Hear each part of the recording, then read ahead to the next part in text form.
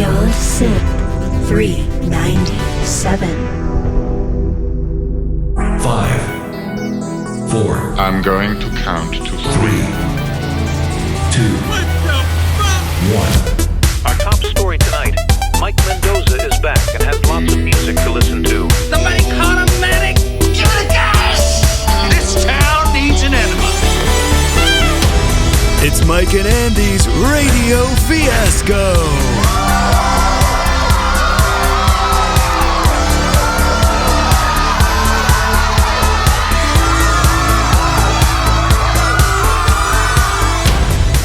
All right, well, it's time for the Radio Fiasco. That's where me and Mike, or Mike and I, how do I do that? Mike and I? Say hello. I'm not here yet. Well, no, you're here. Hi. You're always here, in spirit. Am I? Yeah. Am I the ghost of Beyond Synth? You're going to be soon. Uh-oh. What's going on, man? I don't know, it's a joke. I'm going to kill you is the joke there. You like that? Do you like jokes like that? How's your spring going? I'm doing great. We're not doing intros. We're just getting into it. We're talking. Yes. How you doing? Well, my spring is cold. It's snowing today. Oh. No, man. Yeah. Do you want me to talk to you about climate change? Will that make the audience upset? Hey, it's a global warning. You're the only person who laughs at that stupid joke. I say that to people in real life and they look at me and go, huh. I like corny puns. It's like if someone came up to you and were like talking about, like those videos we watched in school about like don't do drugs. There's a song, we had one and they sang a song in it and it was drugs, drugs, drugs. Which are good, which are bad. Drugs, drugs, drugs. Ask your mama, ask your dad. Drugs, drugs, drugs. Which are good, which are bad. Drugs, drugs, drugs. Ask your mom or ask your dad. And my meth-addicted dad Yeah. told me which drugs are good. Yeah. So, Radio Fiasco, this is of course where Mike shows up. I just show up to Andy's house. He's got an awesome synthwave chart, right? We got the retro power chart on Spotify. I mean, you. RPC. And this is the most thorough, data-driven synthwave related music chart on Spotify. Yeah, I'm here. We're talking dang.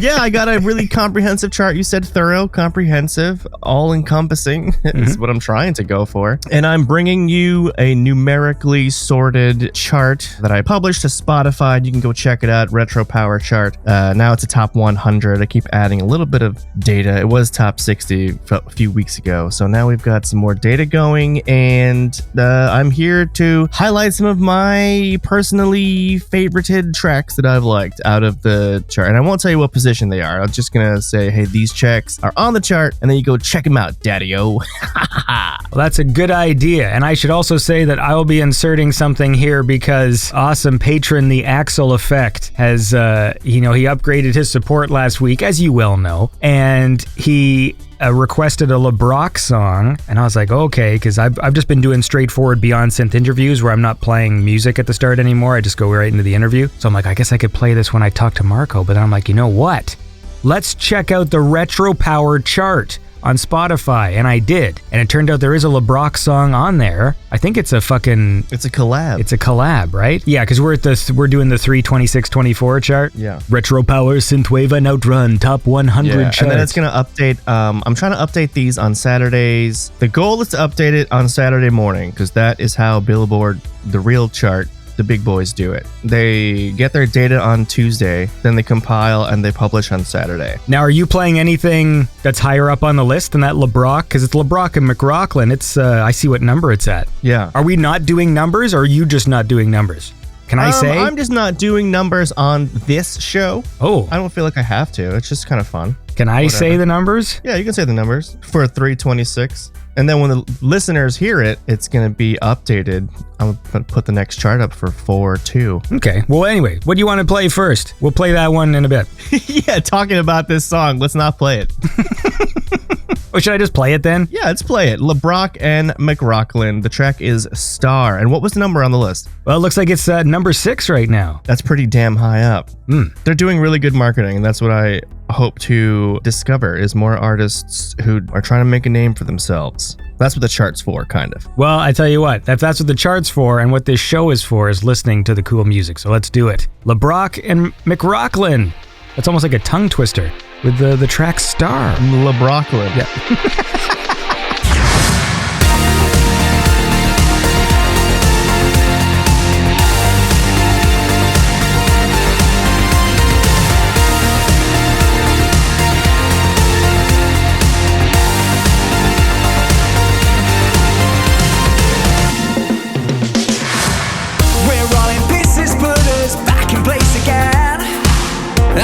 Fantasies are buried in the sand. Hey, yeah, yeah, destinies know which way to go. No more sincerity left in our pigeonhole. Once in a lifetime, you'll see behind the veil. Once in a lifetime, the world won't look the same.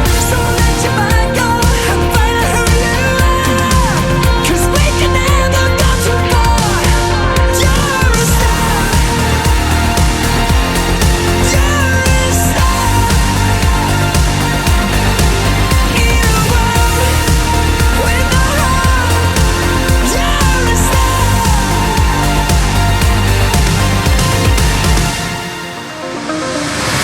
Money can buy you anything and you'll succeed, except the struggle and the pain that you might need. I don't believe them when they scream the words I hear. Destined to fail as grief prevails, we shed a tear. Once in a lifetime, the passion overcomes. Once in a lifetime, the chances come along. So keep believing, defeat is just a scar. And you can never go too far. You're a star. You're a star. In a world with no hope, you're a star. Wherever you're from, the streets you live on, nothing can hold you down. The fire in your eyes will reignite the skies. You'll never burn out. You're a star. You're a star. In a world with no hope, you're a star.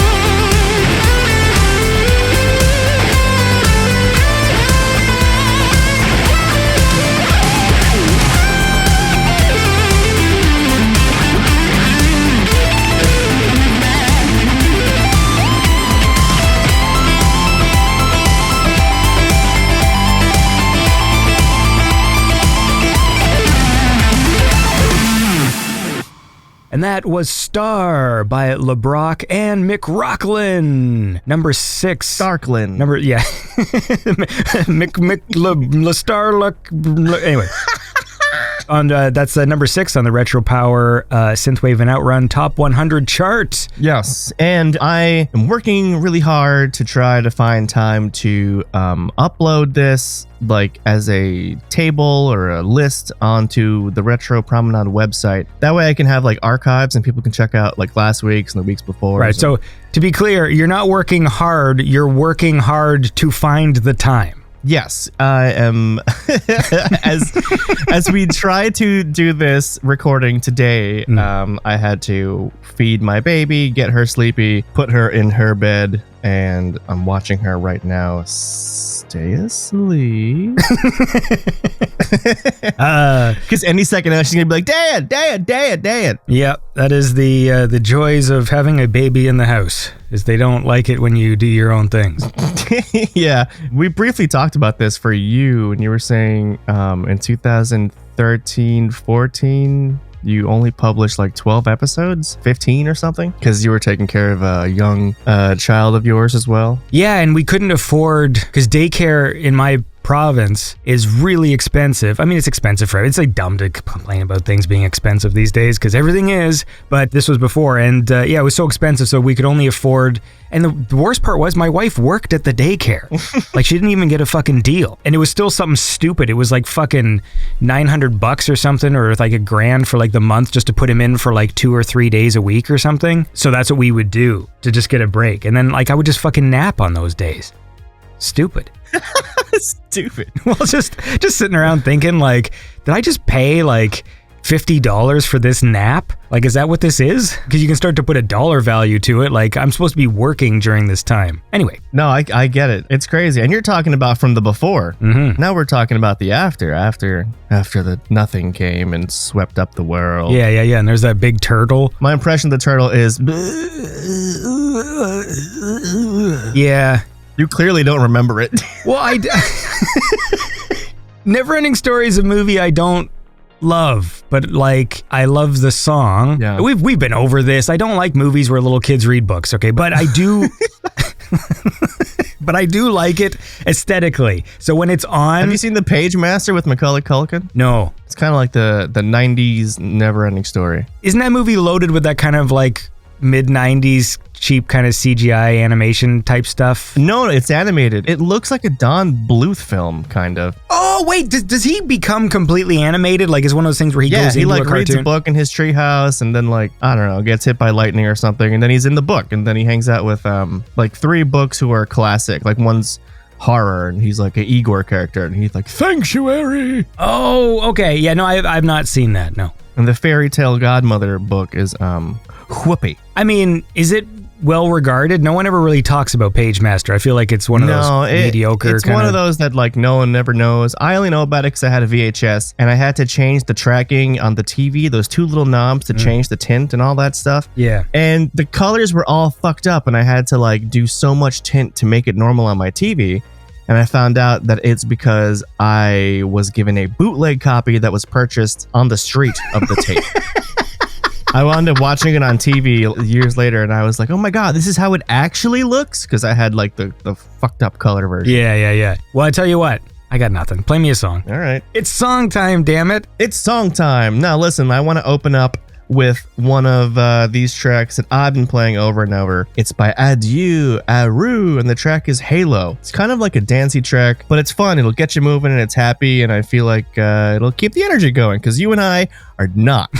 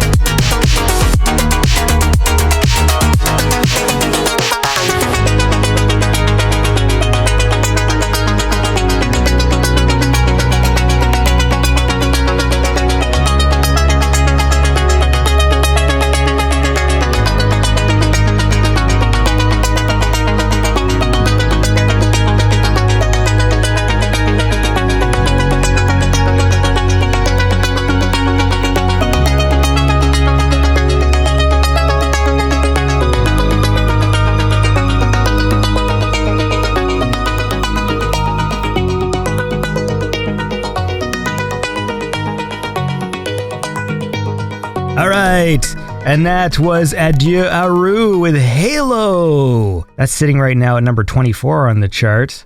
The Retro Power Synthwave and Outrun Top 100 chart.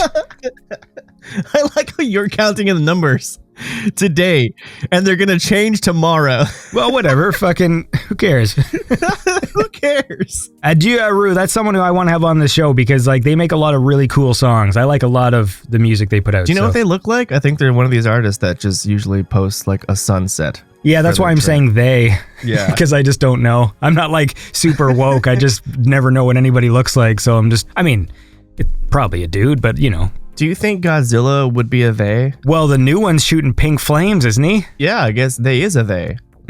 They are they? Isn't that how that works? I don't want to say are because it's not multiple Godzillas. I mean, well, if you're a creature, then I guess like, you know, like the pronoun conversation is sort of out the window, right? Yeah. Mothra is a she. Spoiler alert for the new movie.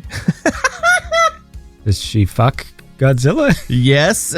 Oh, wait, no, because does Mothra lay eggs or whatever? Mothra's kind of like a phoenix in the Godzilla world. Mothra's role is to kind of sprinkle Mothra dust, die, and then come back. Okay. Oh, and shoot webs like it's Spider-Man.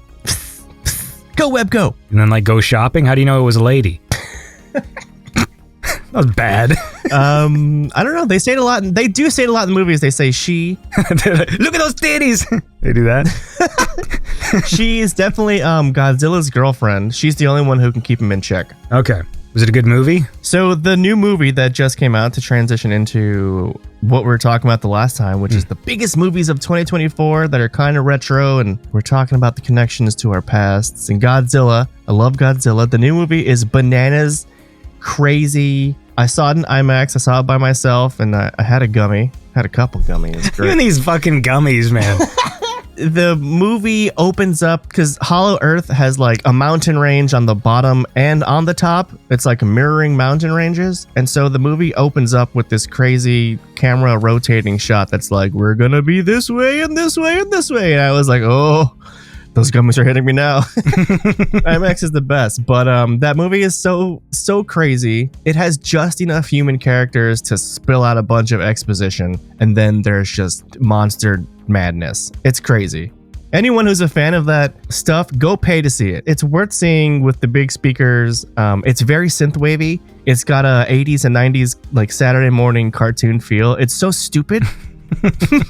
It does things. I'll spoil it for, you know what, this might be like the trailer for the movie. They should have put it in there. King Kong is fighting 3 bad guys who were ambushing him, and there's a tiny little baby King Kong. And these are like street thugs. When you say he's fighting bad guys, I just picture like give me the fucking money, and then they run outside. Yeah, they got like King ski Kong's masks. The King Kong goes under Hollow Earth to Hollower Earth and finds other Kongs. He's not King Kong technically for legal reasons. And they ambush him. He picks up the baby Kong, uses it as a nunchuck to whip the other Kongs in the face. Like he picks up the baby Kong by the foot and is going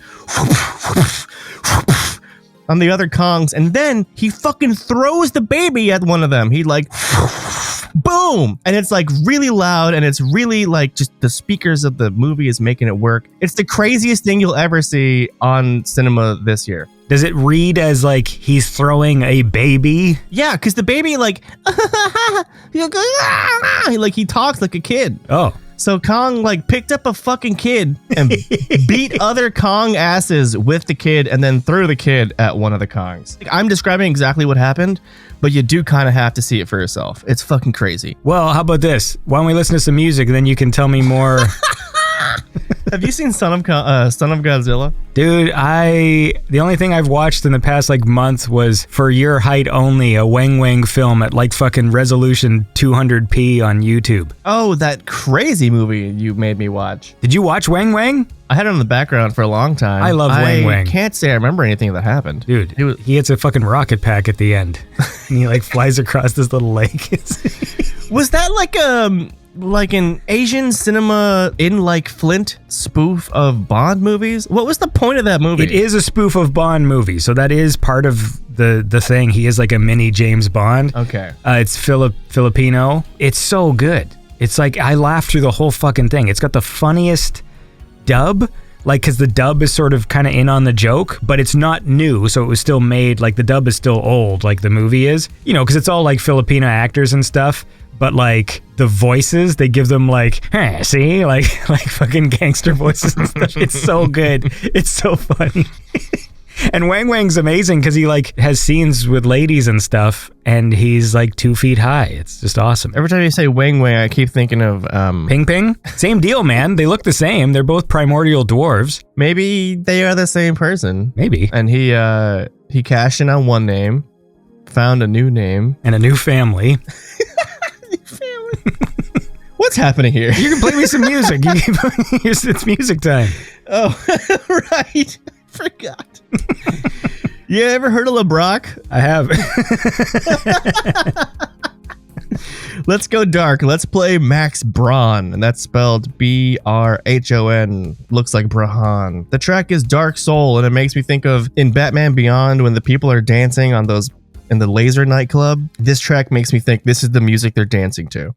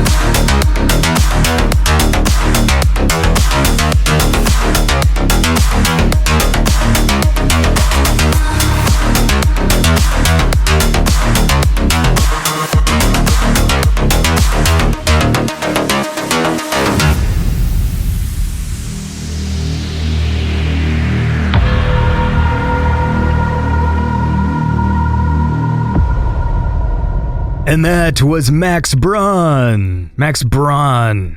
Max Brhon. Yeah, it's Max and then Brhon with the track Dark Soul, which is currently number 14 on the Retro Power Synthwave Outrun Top 100 chart, which Mike is going to laugh about and tell me that by the time this episode comes out, the chart will have changed. Okay, if you plan to put these out, like right after we record them, I will give you the numbers without making you look for them, and I'll present it as if that's how it's supposed to go. Yeah, that's fine. Okay. Hey, man, look, who cares? You know, in a fucking month's time, no one will give a shit, and they'll just listen to cool music, and that's what we do here, right? We listen to cool music. Speaking of cool music, here's another song. No, now you got to tell me about Ghostbusters. Oh no, we're still talking about King Kong. No, not King Kong. So the movie that you saw is Godzilla X Kong, The New Empire? Is that what it's called? The New Empire. And there is a scene in the movie that there's a bunch of beachgoers hanging out, bathing suits, swimming, children, beach balls, and then a force makes a bunch of ice and freezes the ocean and freezes the air and freezes the buildings and freezes the beach and the people. I've seen 2 movies this year within a week of each other that have Empire in the title that freeze beaches. Oh, like you're not kidding? I'm not kidding. This happens in both Godzilla and Ghostbusters. Oh, see, I was waiting for you to say, and then ice shards like start sticking up from the bottom. I'm just like, he's making a Ghostbusters joke. No, like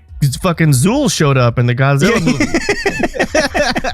It was very, very silly. I had a great time. I wish I was there with like a group of people who were big Godzilla fans, but I don't know how many there are. Who do you think would win in a fight? Stay Puft or King Kong? Depends. You know what I've never actually really thought about? Does Kong have a proton pack? Yeah. Is Stay Puft Marshmallow Man like, cause he is just made of marshmallow. Yeah, could you punch his leg and like your fist goes into his leg? Yeah, see, that's the thing. And is he held together by the power of Zool? So like, is his destruction part of the whole like blow her up and then he blows up kind of thing? Like, cause I feel like, I mean, obviously King Kong would just eat him. Yeah, could you scoop some marshmallow fluff right off of Stay Puft? Yeah, I wonder. Is there like a book? I bet you there's some fucking tome, you know, like a class 5 ghost that's made of fucking marshmallows is blah, whatever. Dan Akroyd would know. He's big into the occult. Well, I saw that movie. And it's fun. It's okay. I feel like I had more fun at Godzilla. Yeah. I feel like Ghostbusters gave us exactly what we wanted and didn't surprise us in any way. Yeah, I listened back to the previous retro, what's the show called? Radio Fiasco. And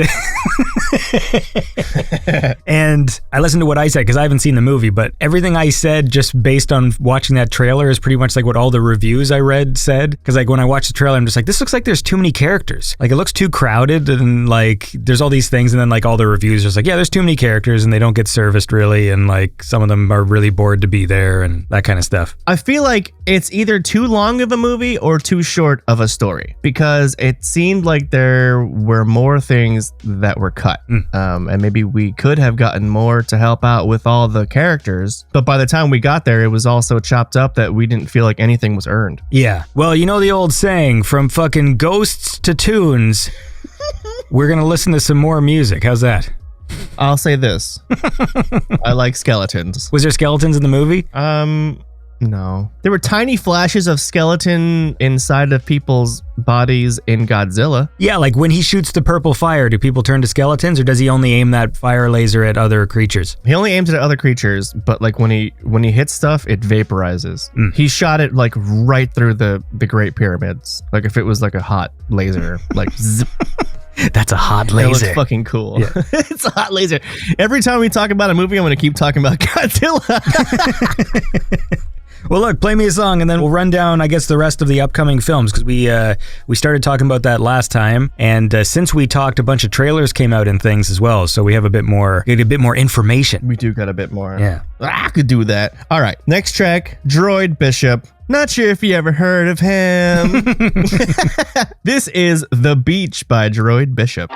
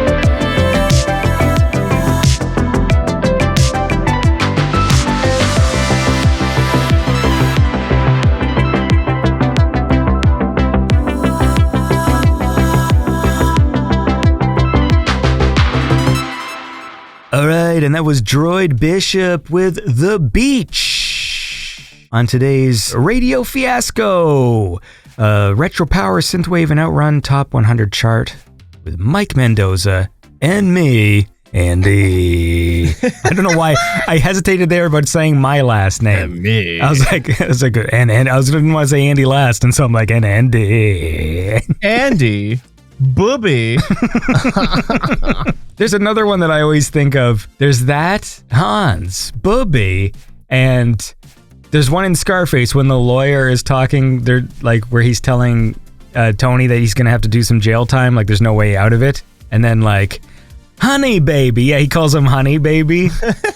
But honey baby, it's gonna be difficult to convince the jurors that you found it in a taxi cab. But when you got $1.3 million undeclared dollars staring into a videotape camera, honey baby, it's hard to convince a jury you found it in a taxi cab. So we got some upcoming things. So since we last spoke, I think we were on the cusp of talking about Beverly Hills Cop because we were up to June. let me go fucking grab the list here. Fucking. I searched for what is it, the most anticipated movies of 2024 on Rotten Tomatoes. Okay, so hold on here. Fucking. I'm gonna type in fucking most anticipated movies of 2024. So I got. You don't even have a pen in your mouth. I do. You're just like. So you want me to do the Rotten Tomatoes one? That's the one that I've been using. You know they fucking silence the fans. Good. I'm so happy. Too many people have too many opinions on the internet today. I don't hear it. Too many people. Too many. Is that a thing? Yes. It sounds like a thing, right? Too many people. Are you doing a Ringo Starr commercial for Coca-Cola? I don't know what I'm doing. I feel like Too Many People is a song, but I can't place. Too many opinions. Grab yourself a Coke. All right, so we're past January now, so we don't have to talk about Mean We're way Girls past January. or Argyle or Lisa Frankenstein or Bob Marley, One last Love. episode you said, what about Argyle? And I laughed. Look, we're up to June already. What the fuck is this? There's this thing called stop motion. It's like a horror film, and the cover image is upsetting. Okay, so where are we at? What month are we in? June. So we're in April now, right? We are in April. Did you end up watching Roadhouse? No, I didn't get a chance to. Did you? My wife watched it, I think. I read so much video game and movie news and then don't actually watch any of the things, but I always know everything. So like if I walk in the room and my wife is like watching something, I can literally just see a frame of it and go, oh, I know what you're like. I know the movie. I'll just call it out. And like in the case of Roadhouse, no one was on screen. Like none of the stars were on screen. It was just like this black lady who was like kind of running a bar or something. And I knew enough that I'm just like, oh, you're watching Roadhouse? And she's like, yep. And I'm like, okay. And then I left. Yeah, it's also got a certain cinematography to it that you're like, oh yeah, I've seen this 1,000 times before in the last year. Yeah, I don't know. yeah. I've seen a lot of the commercials and trailers for Roadhouse, and I know exactly what it looks like.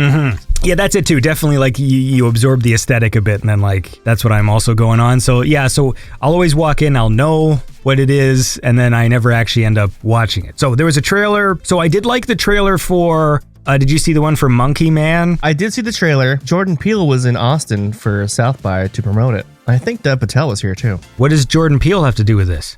Producer? Jordan Peele produced that movie with his Monkey Paw Productions. Ooh, so it's like a crossover. I was kind of thinking it would be. I don't know what that means.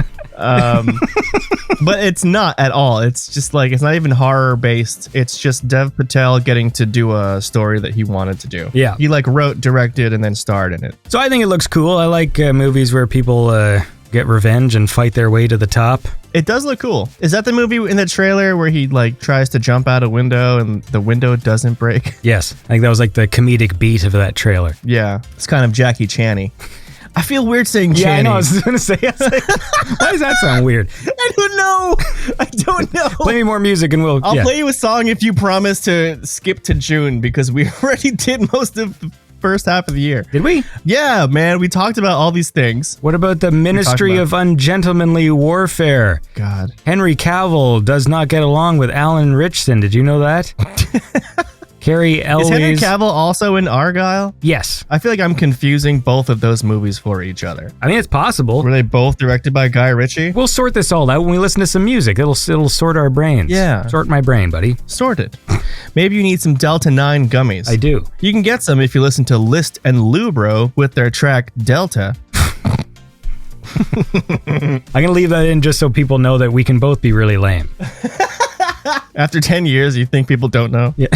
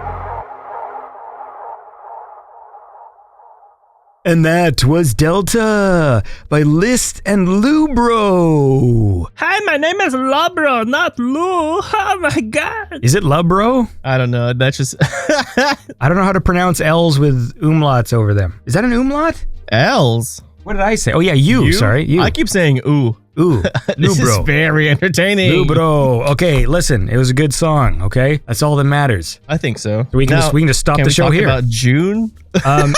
Okay. We'll get to June on the next episode. Well, let's see here. I'm just looking at. I'm scrolling down. So, we got Fall Guy in May. I tried to talk about Fall Guy for 2 seconds, but no one knows what the original TV show is, even though it was on air for like 5 years. Yeah, I mean, it looks fun, I guess. I don't know. It does look fun. Ryan Gosling is highly charming, and so is Emily Blunt. And that David Leitch director, he worked on the John Wick movies and other things.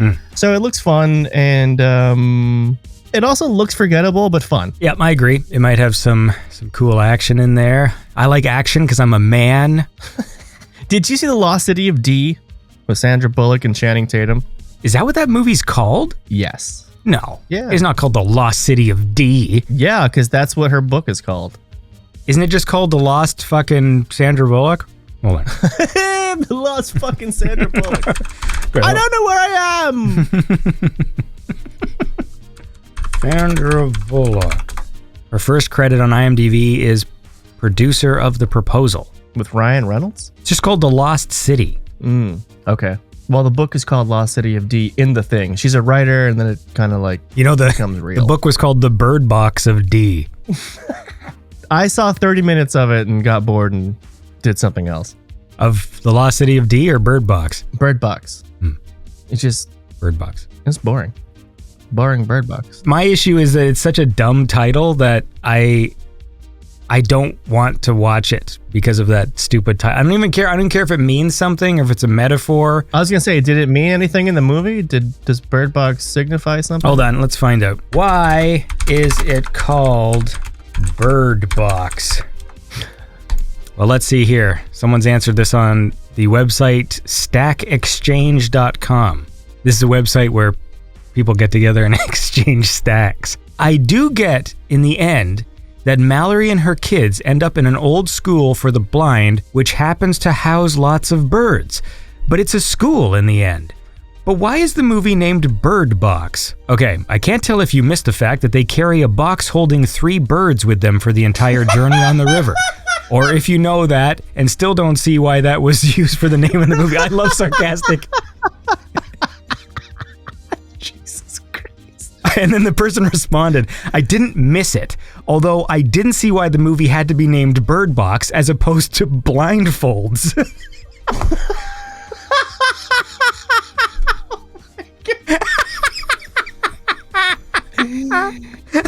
More important subject in the movie than the birds in the bird box. I just didn't know how relevant the title and the movie were. Like, why? And this person's awesome.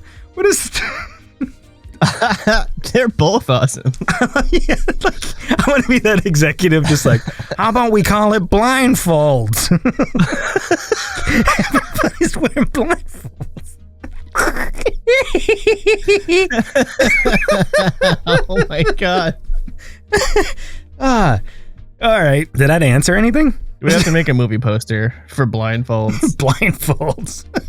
You make one and I'll make one and we'll see what... Well, seeing as we're probably both going to use AI, I don't think it really matters. Since we both haven't seen the movie, nothing will be relevant. Blindfolds. Oh no. Yours will be a bunch of birds on the movie poster with blindfolds, and mine will feature blind people folding t-shirts. Well, oh, nice. That's pretty good. How are you going to read them as blind, though, like in just an image? They have canes. But they're going to have to set them aside to fold. At Old Navy. Unless they're holding one. Listen, what are we talking about? Well, if they're folding with one hand and holding their cane with the other. No, the cane's on it's on a loop, and the loop is like on their forearm. But then you put it through the AI, so instead of a cane, it's actually Michael Caine. Oh no. And he's blind with a blindfold? Yeah. And then there's a bird box in the front of the screen. And he says, somebody get off my bird box. Like, with a speech balloon. Like that's actually on the poster. Michael Caine just says, somebody get off my bird box. It's not anyone specific. Somebody get off my bird box. And then just in big letters, blindfolds at the bottom.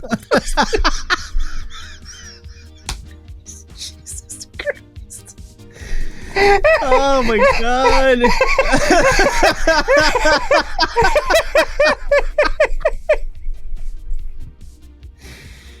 Oh man.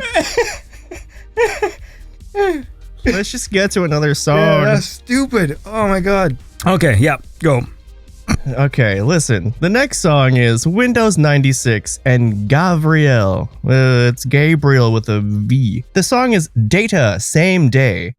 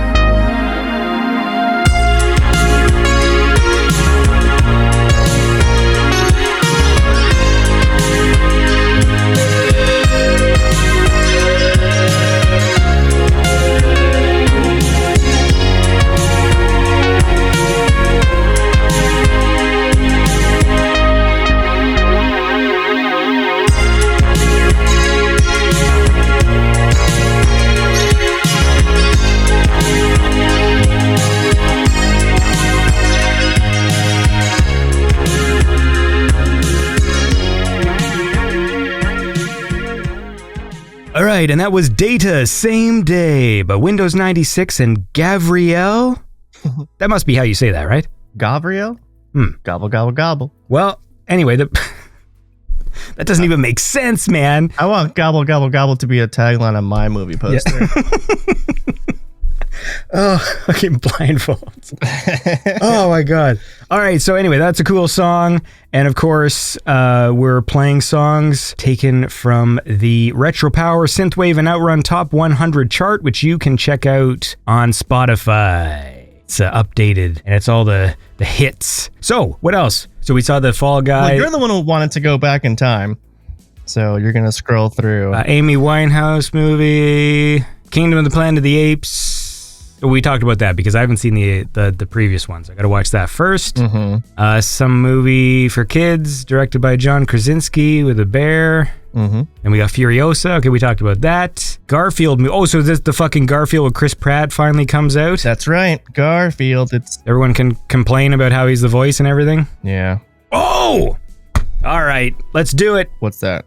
The Crow. You're talking about the Crow? Yes, so the fucking... so before we talked about the Crow, we didn't even see the picture yet. Yeah, there weren't even any promo photos yet. So I will just say this now, because The Crow is one of my favorite films. I love The Crow. So I'm always going to be biased to any sequel that comes out, because it's like, what are you guys doing? Like the first movie. It's just such a stylized and cool and unique film. Even if you're like not a fan of it, it's still a very like unique thing. So then they showed the picture of what the crow looked like, and it was like, what the fuck are you doing? Like, it looks like shit. Like, I'm sorry. Like, and I love too, like, it's universally being shat on. Like, if you look at the trailer and just read the comments, they're all negative. I didn't see a single positive one. It's all just like, what the fuck is this? He looks like Jared Leto's Joker. Like, he's got stupid tattoos all over him. He's got this weird, like, undercut, like, dyed black hair. Like, he just looks stupid. He's got tattoos on his face, and it sucks. And then they release the trailer, and then it's just the same thing. Just like, what are you fucking doing? What are you doing? There was some interview with the director who was saying like, well, it's supposed to appeal to like a modern audience or whatever, so that's why he looks like this, because I guess this is a more appealing look for young people, but I don't believe that. Unless like they'd like some computer tell them like, well, the kids these days really like fucking stupid looking assholes, so like make them look like a piece of shit and then they'll fucking like it. It's one of those things where you're sort of damned if you do and damned if you don't, because like if you make it look too much like the 90s one, then it'll just be like, why'd you do this? Right? Like there already is that movie, so you got to put your own stamp on it. But then if you put your own stamp on it, it's like, what are you doing? Because The Crow is this thing and you're making this other stupid thing. And I don't know. It sucks. The trailer sucked. He looks stupid. It's going to be shit. Everyone hates it. I actually haven't seen what the trailer looks like. I've only seen the photos still. Yeah, they tried to give it some, like it's one of those trailers that is R-rated, so it shows you like some of the violence and stuff. So I think like they're trying to make it be like, oh, this movie's cool, right? Because you watch the trailer and it shows people getting like chopped up and blood and shit. Chopped up. I don't want to just paint this totally just like, this is how I feel about the other movie, and so I'm going to, project hatred onto this thing. But it's like, what I love about the original Crow is that it's got this awesome cast of bad guys who are all really memorable and funny, and they have got like, it's just a cool movie overall. And also just Brandon Lee is like, he's cool in it, and he's like a charming lead character, and obviously all the backstory and stuff. And I read that this one, they're saying something like he doesn't even die until like halfway into the movie, because they're like, well, we want you to care about the characters before they whatever. I'm like, so is this going to be some other stupid like 2.5 hour waste of fucking time, like where I'm going to have to look at this fucking idiot for, before he even gets supernatural powers? Like, this character looks so stupid. I don't want to see them do anything, let alone like not be a fucking vengeful ghost for like an hour and a half, where it's just like, what, being like a SoundCloud rapper or something. Like, it's fucking stupid. Does it show what he does with his normal life before he becomes a crow in the trailer? Yeah, it just shows him in like the tattoo parlor. Make me look like a fucking piece of shit. That's like the first scene in the movie. Jesus Christ. Do you want to throw me a song? Yeah, let's get to a new track. It's a track called Drift by Caspro and L'Avenue.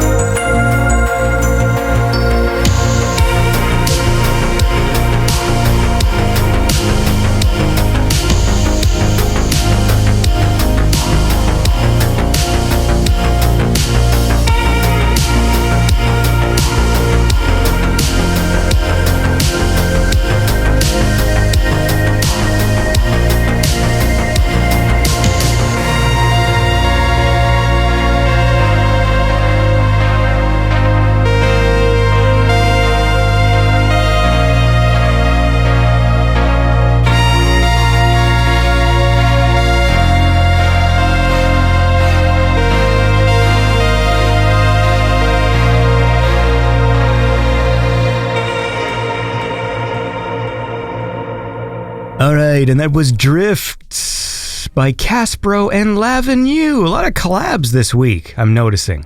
Yeah, it's very good for SEO because both artists will be tagged. I'm glad I have a business brain. Insider baseball. Speaking of Caspro, if you've seen Casper, Dan Akroyd plays a Ghostbuster in Casper the movie in the 90s. Does he play Winston? Oh no. He's got a mustache though. I remember even as a kid, there was that scene where it's like, it was one of the first times I'd ever seen a movie crossover joke. Yeah. Right? Because nowadays, meta comedy is like commonplace, but at that time, the fact like a Ghostbuster showed up in another movie about ghosts was just like, that's cool. But I remember thinking like, why does he have a mustache? They should have CGI'd it out. Yeah. Using 90s green screen technology, and then his lip has like a little green tint to it. Yeah, that would have been awesome. Or if they did it the fucking Henry Cavill Superman way and just give him a really weird upper lip. Did you ever watch that? They gave him like a super lip. His lip is like extra defined, kind of like if it was muscly. Yes, but it was also kind of firm, like the way that it would move. It would be like, you could just go up and down and reveal those teeth in a way that is not what he looks like. Which is really weird, like the decision when they did that. Like, he doesn't always walk around like showing his upper teeth like a rabbit. Like, yeah. It's weird. Like every time he would talk, there'd just be this weird like rabbit like upper lip thing would be going on. Brainiac, I'm gonna get you. Just showing his teeth. Yeah. Even though you're not even in this film. Yeah. What do we got next? We got Bad Boys Ride or Die. Bad Boys Ride or Die. We got a trailer, I think. Yep. Did we get a trailer for it last year? I haven't seen anything else about this movie since then. No, wasn't there a new trailer just a few weeks ago? Well, you're the Bad Boys guy, right? I am a Bad Boys guy. I see sometimes that he posts on Instagram. Not that I follow his Instagram, but I'll see like articles like Will Smith posted behind the scenes pictures, and I'm like, oh, all right, it's kind of cool. Are you a big Smith stan? Not at all. He's one of the, again, there's certain actors and actresses who are like famous, but then when I think about them, they're not actually in any of my favorite things. Will Smith is one of those. Like, he's just a big star, and everyone like, it's Will Smith, and yet like none of my favorite movies have anything to do with Will Smith. These are not any of my favorite things. Yeah, but then like some people will be in multiple ones, even though they're not like to this day, I'm not totally convinced that like Michelle Pfeiffer is like a great actress, but she's in a whole bunch of movies I love. Like, she's in fucking Batman Returns, she's in fucking Scarface, like movies that are important to me that I watch a lot. You love Wolf with Jack Nicholson. Yeah. But then there'll be other actors who is like, well, Meryl Streep, right? She's like the best and wins Oscars and shit. And yet there's like none of my favorite movies involve Meryl Streep. But yet she's and Denzel Washington's another one where I'm just like, none of my favorite movies have Denzel Washington in them. But like, everyone always talks about how great they are. And I'm not saying they're not great. It's just for my personal tastes. But then, like a guy like Al Pacino is in like fucking 5 movies that I love, but is also awesome. But you know what I mean? Like, because he's in The Godfathers and fucking Scarface. And I used to love that movie Devil's Advocate. That's a great movie. To be fair, I have not seen it in a very long time, but I feel like it's one that will age fine because it was sort of already kind of a cheesy 90s film, but it was still made in that time where they could be a bit edgy and weird, but also there's some kind of corny aspects. I'm sure if I watched it again, I'd be like, well, that's a little dated or whatever, but it's got a lot of that 90s CGI green tint stuff to it. Yes. Yeah, I think I do. And I remember some weird face morphs, like when people would walk by and they were actual demons and they would do the quick CGI like fangs and weird eyes. I watched it maybe last year. And my take was that, because a lot of these 90s movies that are adult R-rated thrillers, that's just kind of the category, adult R-rated thriller. Yeah. But I felt like it was kind of fantasy Twilight Zone-y. Yeah. Like, here's a moral quandary that can stay with you and haunt you and blah, blah, blah. Like, I felt like kind of one of those stories. And it's a total cop-out ending. You know, like, I'll have things I'll say, like, I hate when movies do this, or I hate when songs do this. But then there's no real hard, fast rules, because sometimes there'll just be a song that does that I like, or a movie does that. So I normally do not like movies where it was all a dream. And that movie is that, but then they still try and tag on a thing like, it was all a dream, or was it? And then like, but Al Pacino's still here, so like, blah, blah, blah.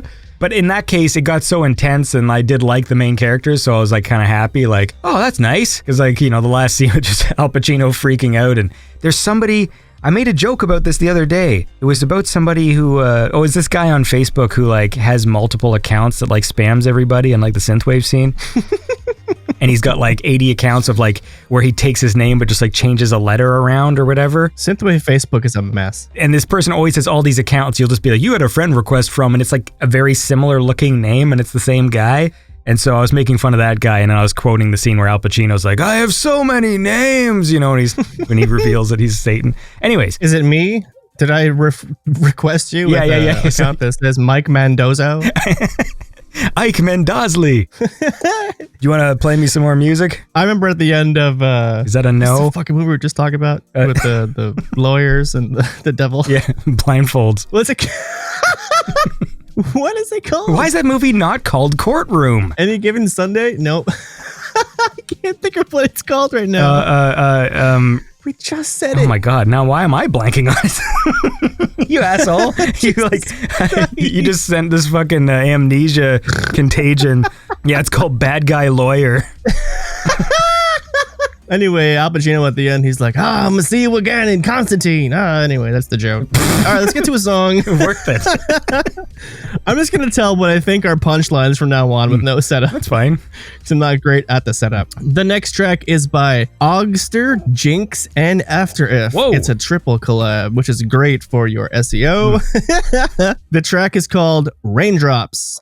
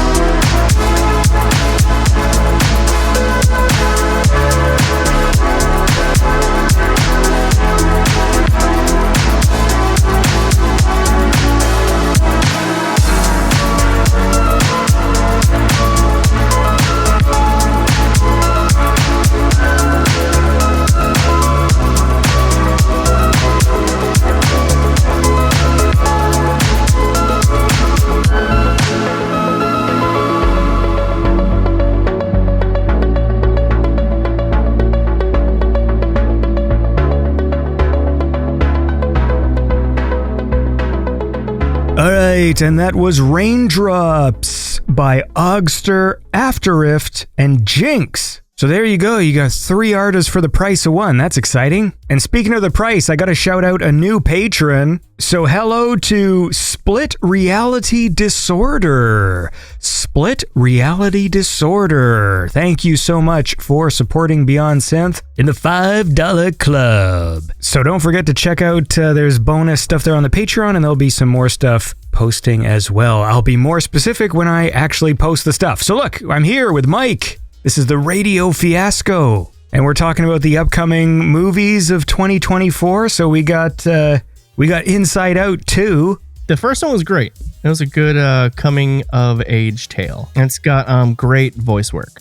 The cast is really good. Wasn't there a thing, though, where they said some people weren't coming back or something, but I don't remember. It looks like all the main cast is here, and now I see their names where it says starring. Mindy Kaling's Disgust is now replaced by Tony Hale and Liza Lapira. We got A Quiet Place, Day 1. Did you like the first 2? I just don't really watch movies like that. Yeah. My wife loves them. She watches them a lot, actually. I like stuff like this. I like movies that deal with near future apocalypse, that could have taken place like a year from now or something. And then I like movies that show the apocalypse happening, which is why I like the idea of this movie. It's like how it all went down, how society collapsed. Doesn't part 2 start with a flashback? Yeah, it starts with the flashback of Jim Krasinski dying or something. Then we got fucking Beverly Hills Cop. BHC AF. Beverly Hills Cop, Axel F. So that's actually what the title of the movie is? Yeah, Axel F. I feel like they're going for like Rambo or John Rambo. Right, yeah. They should have called him Axel Faltermeyer. I always find it weird when they do this sort of titling. Like, there's nothing wrong with just saying part 4. Like, hey, Lethal Weapon 4, I will say that is still one of the best sequels of all time. And for a 4th movie, it's way better than it has any right to be. I haven't seen it in a long time. It's good. That's the one with Jet Li, right? Yeah, and Joe Pesci is like, they fuck you with the cell phones, they fuck you, they fuck you, they fuck you. I'll watch it again. I've got the box set. You want me to do the Chris Rock impression, or is that probably not a good idea? No. You want me to do the Mel Gibson impression?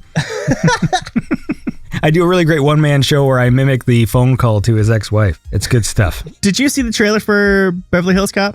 I did. I enjoy when movie trailers take the original theme and smash it with a pop song.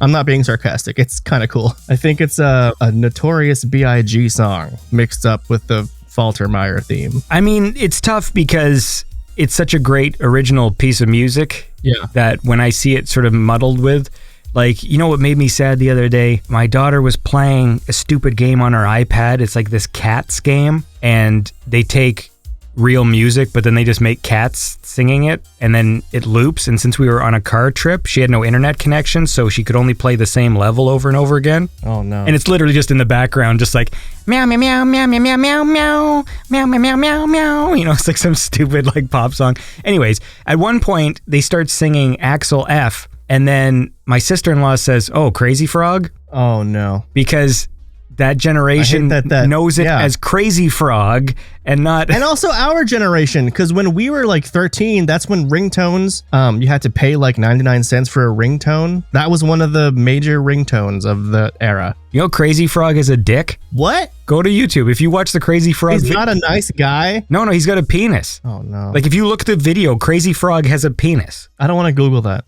You don't have to Google anything. Just fucking go watch the video for Crazy. Do it now, goddammit. Watch the fucking video for Crazy Frog, you fuck. He's got a little wiener that hangs down. Crazy Frog has a penis. No, you don't have to type that in. Like, if you just literally watch Crazy Frog the video, you'll see it. Oh, I see. And you'll get horny. Oh yeah, he does have a penis. He has a little D. I'm typing it in just to see if I remember this correctly. You know what it looks like? It looks like in South Park, Bigger, Longer, and Uncut, they show Terrence and Phillip's dick. And Bart Simpson as well in the Simpsons movie. He's got the little dink.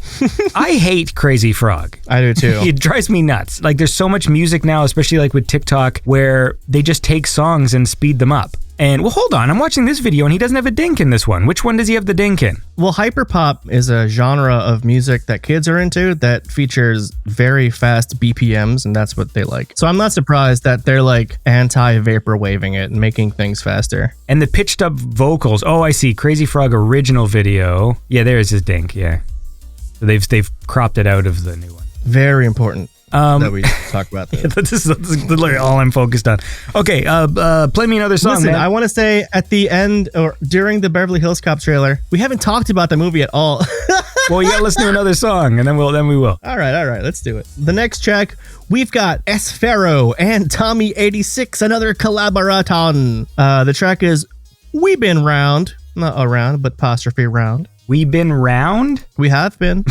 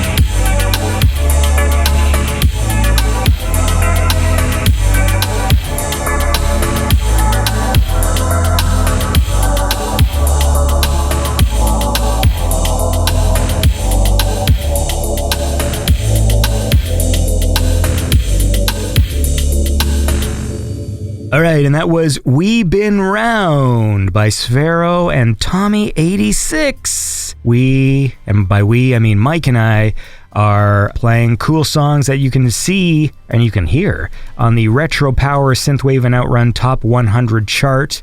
And that is a cool song. So this whole episode's been fucking collabs. A lot of them, yeah. And so who wasn't? Droid That's true. D to the R to the oid to the ooh ooh ooh. So So Beverly Hills Cop, Yeah. that trailer seemed weird because, first of all, like everyone who comes back looks like someone's grandpa or someone's father. We did talk about And then, this.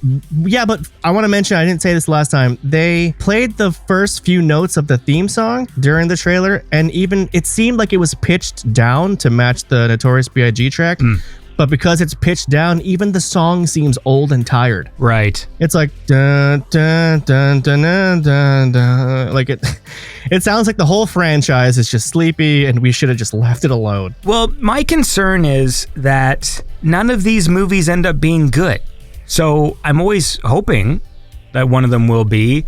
Like, I mean, of all of the reboot things so far, like, I guess Ghostbusters Afterlife is like the one that, but even then, I don't love that movie. It's just sort of like, well, that was okay. Like, it was a proper film. Like, a lot of them just come out and they're just forgettable or they look cheap. My concern for Beverly Hills Cop is since it's like a Netflix combination thing, I'm like, That's my biggest worry too, is that it's going to feel super cheap. oh, it's going to look cheap, isn't it? Like, it's going to just look kind of digitally cameras and the probably action's going to be not well directed or whatever. Not to say that that can't happen. Like, 'cause, you know, like the Daredevil TV show was Netflix and it had fucking wicked fight scenes. So, I mean, like, they are capable of making cool things. It just, I don't know. Yeah, but there's a difference because you're talking about a TV show and your expectations are for a TV show. That's true. When you're watching these streaming movies that have a cheap feel to it, you're like, but what's the fucking point? It feels... I feel like I want to yeah. watch a movie. I don't want to sit here and feel like I'm watching a half-budgeted TV show that got condensed into 2 hours because of business reasons. That's how it always feels like when you watch a cheap movie on Netflix or something. And even the ones that people have enjoyed, I still feel that sort of cheapness of just the way the modern cinematography looks, like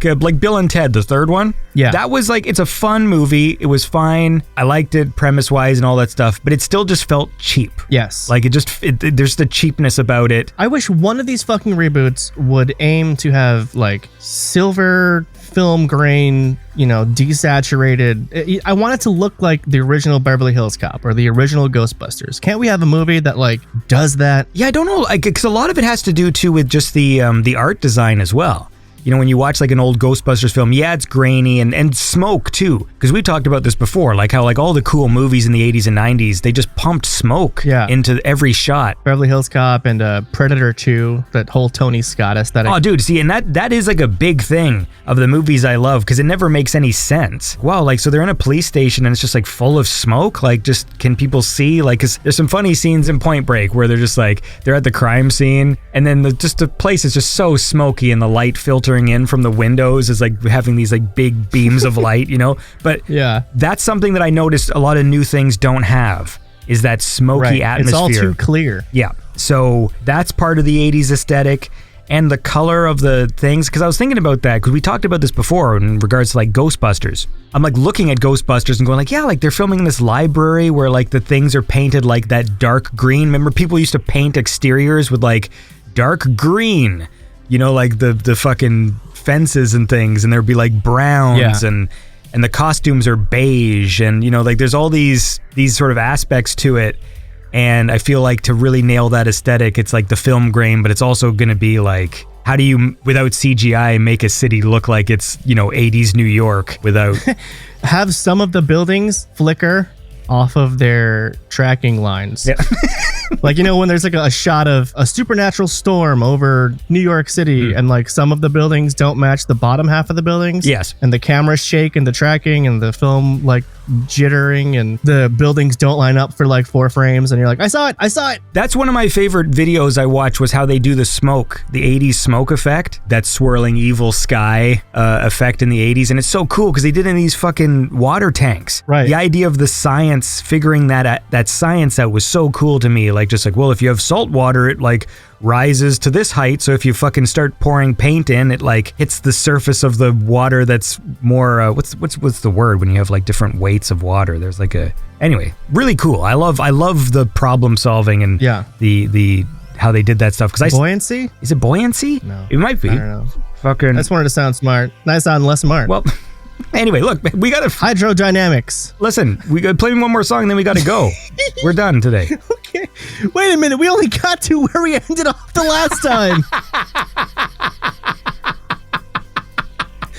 Oh my god. I was really trying to rein it in. I was like, come on, Andy, you don't have to look at February and March again. And oh my God. Whatever. Here we go. All right. What do you think about Joseph Gordon-Levitt's career? That's an awesome question. I feel like I really liked him like in 2011. I guess that era of his stuff was really cool. And then he just started making these weird movie choices. And I feel like his career keeps going less and less away from fame and famous and stuff. Yeah, I got nothing really to say. He's just he's just kind of there. He is in some things I like. I will say this. Remember what we were talking about before? I mean, like how there's some people who just, are they good or bad? But he's in Inception.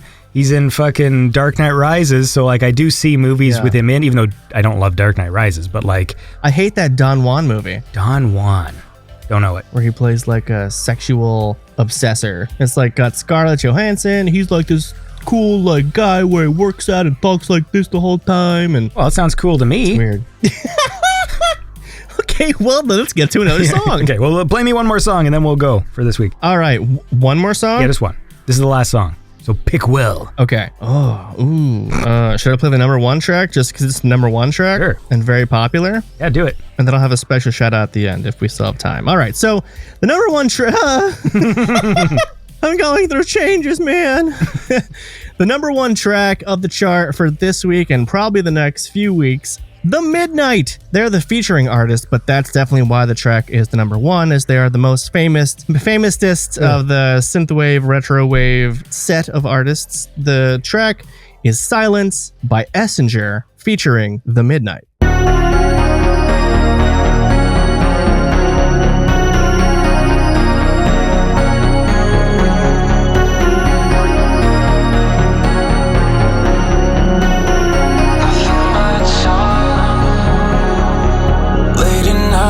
Sinking feeling that you were right, saying I'm not seeing all the lies that I made myself believe that seem to divide us. Once in my life, moving on towards something, I realized it was all for nothing. Wonder why every good thing has to end in nothing but silence. Trying, but I can't find a way to let you know that I'm dying on the inside. The feeling sets in the silence, in the silence, in the silence, in the silence.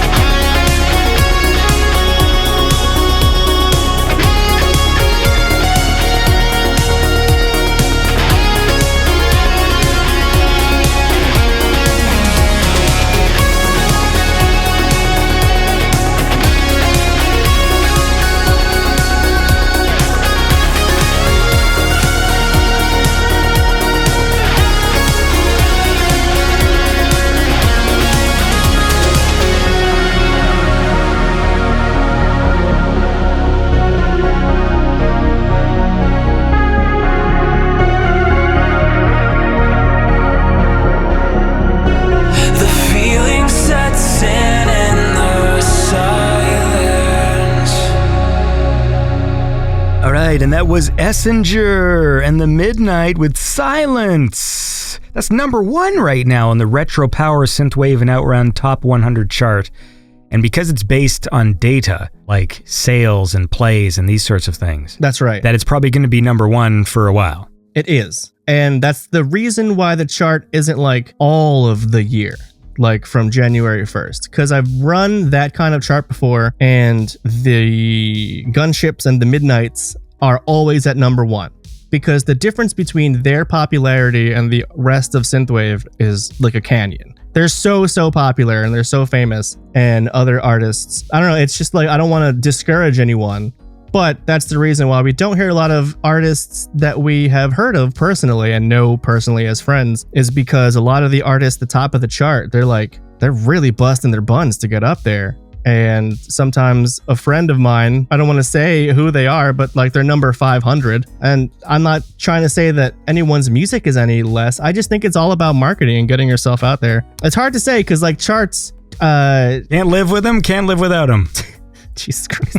People tend to look at charts as like what's the best. And it's mostly a matter of like how much are you marketing. What do you think about that? Is that the moral of the day? We're going to bring it down to this? We had all this fun, and then like the final seconds are just like, so basically you're fucked. Well, I'm Mike. See you next time. Well, keep working, guys. There's a lot of opportunity to get better. You suck right now. Jesus Christ. No, I mean, my own monthly followers is like 10. So I definitely have more work than a lot of other people who are at least like number 90 on the chart. But I don't release anything. We'll see what happens. I kind of want to release something and see where I pop up. But that like, is there a conflict of interest? Because like, I'm going to make myself number 9. Okay. Every week's a conflict of interest for me because I'm in every show as the host. So you're the number 1 on the podcast charts? Yeah. When you run them? Is that what you're saying? I don't think what I said makes no sense. Never mind. Forget it. Yeah. Fuck you. Just fuck you. Well, we have a lot to debrief. That's when we do our bonus episode. That's awesome, actually. That's a funny fucking... Just fuck you.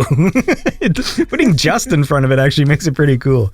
Okay, so thanks for your picks. Did you say you wanted to do a shout out or something? I want to do a shout out to Andy. No, I didn't say anything about a shout out. Okay. Did I? Well, I don't remember. Listen, thanks for listening to the show.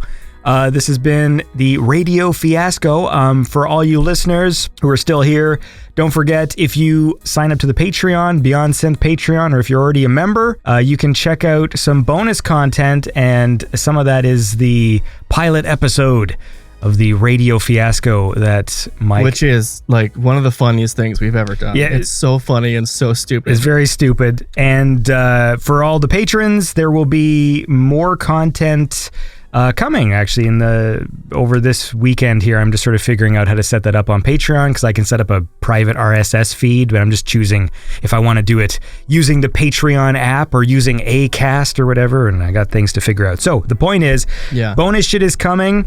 And I've started also with all the interviews I'm recording going forward, is we just record, like when I record with guests, we'll record for like an hour and a half, and then we hit stop, and then we just talk for like an extra hour. And so I'm going to start with the guests that I have time to sit around. Yeah. I'm going to start including some of that stuff as bonus as well, because I just did a catch up with Makeup and Vanity set, because we haven't been on the show for like 6 years, and we had like a good half hour, 40 minutes after we hit stop. And so yeah, so it's good. So the patrons will get a little bonus, all the hot goss, and for everybody else, thanks for listening, and tune in next time to Beyond Synth. Mike, do you want to say goodbye? Goodbye. All right. All right, we did it.